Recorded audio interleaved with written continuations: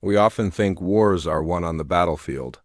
It's a story of heroism, courage, and sacrifice. But what if that's only half the truth? What if the real deciding factor is something less romantic, something more systematic?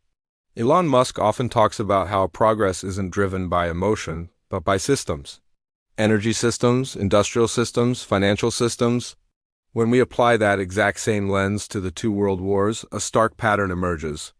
Wars aren't won by soldiers alone. They're won by logistics, energy, and capital. The nations that mastered industrial financing and capital allocation survived. The ones that ran out of money collapsed, no matter how brave their armies were. This isn't a conspiracy theory. It's just economic history. World War I is remembered for its trenches, mud, and unimaginable loss of life. But beneath the surface, it was the world's first truly industrial and financial war. Think about it.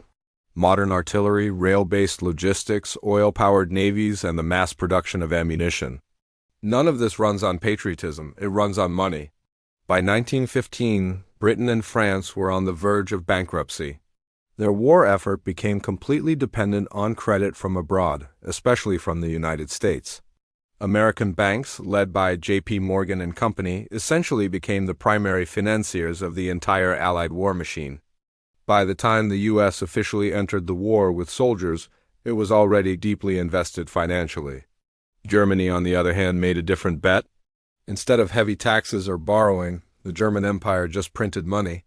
They assumed they'd win the war quickly and then force the losers to pay for it all. But the war dragged on, and that gamble spectacularly failed. The result was defeat, followed by hyperinflation, economic collapse, and the rise of political extremism. Looking at this from that Musk-style systems view, the lesson is simple. If your financial model breaks, your military model is next.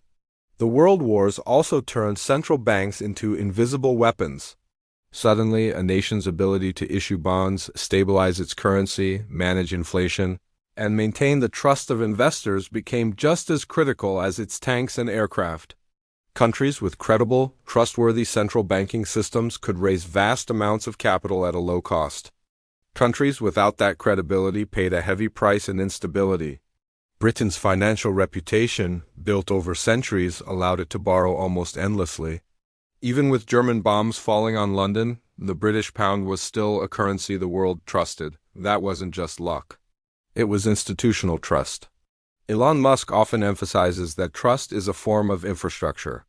Without it, any system will fail, whether it's an electric grid, a rocket launch, or a nation at war. The ability to fund a war was directly tied to how much the world trusted your financial system. If World War I proved that money mattered, World War II proved that the scale of that money mattered even more. The United States didn't just join the war. It re-engineered the entire global industrial system. The War Production Board turned civilian factories into military engines almost overnight. Car plants started building tanks. Refrigerator companies started building aircraft engines. American shipyards were producing Liberty ships faster than German U-boats could possibly sink them. But here's the crucial point. This wasn't possible because of ideology alone. It was possible because of America's incredible capital depth. The U.S. Federal Reserve and the Treasury coordinated massive bond drives. Ordinary American households funded the war effort by buying war bonds. Corporations expanded production with government-backed financing. It was a total economic mobilization fueled by an ocean of capital. Germany, by contrast, suffered from critical resource bottlenecks and constant financial strain. Its economy never fully mobilized for war until it was far too late. It was cut off from global capital markets and lacked reliable access to essential resources like oil. Japan faced the exact same problem. Once the U.S. cut off its access to energy, the war became mathematically unwinnable for them. Looking at this from a first principles perspective, like Musk would, the equation is clear: energy plus capital plus manufacturing speed equals the military outcome. If you remove any one of those variables, the entire system collapses. You simply can't win. One of Elon Musk's core beliefs is that innovation doesn't just happen randomly. It follows incentives and, most importantly, funding. Think about the game-changing technologies of World War II: radar, jet engines, nuclear energy, computers. These didn't just appear because someone had a clever idea. They appeared because governments were willing to pour unprecedented amounts of money into financing massive, high-risk research and development. The Manhattan Project alone cost billions of dollars, at a time when that sum was almost incomprehensible. Only a nation with deep capital markets and centralized financial control could even attempt such a project. This brings us to an uncomfortable truth. The atomic bomb was as much a financial achievement as it was a scientific one. Without the ability to fund it, the idea would have stayed on paper.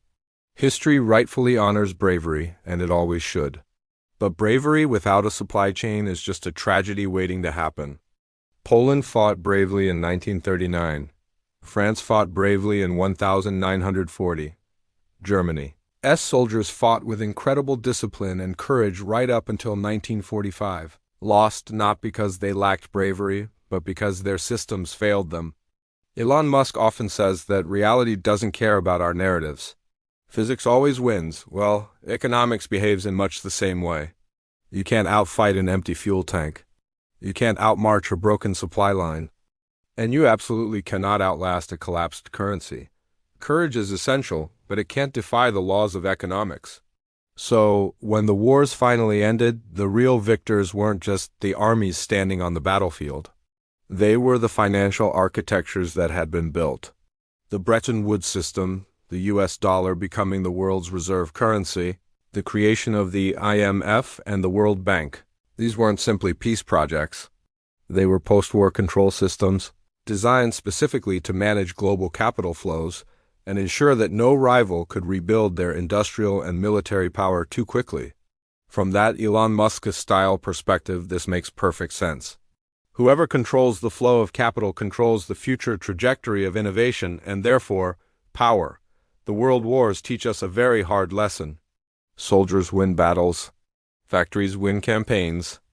But it's the central banks and the financial systems that decide who has the endurance to win the war. The nations that understood this survived and shaped the modern world. The ones that ignored it were wiped from the map. And today, in a world being reshaped by energy transitions, artificial intelligence, and the new space race, all domains that Musk is deeply involved in, that fundamental lesson remains unchanged. If you really want to understand who will win the next global competition, don't just watch the battlefield. Watch the balance sheets. Thanks for watching. If you found this perspective interesting, make sure to subscribe to The Truth Stories for more.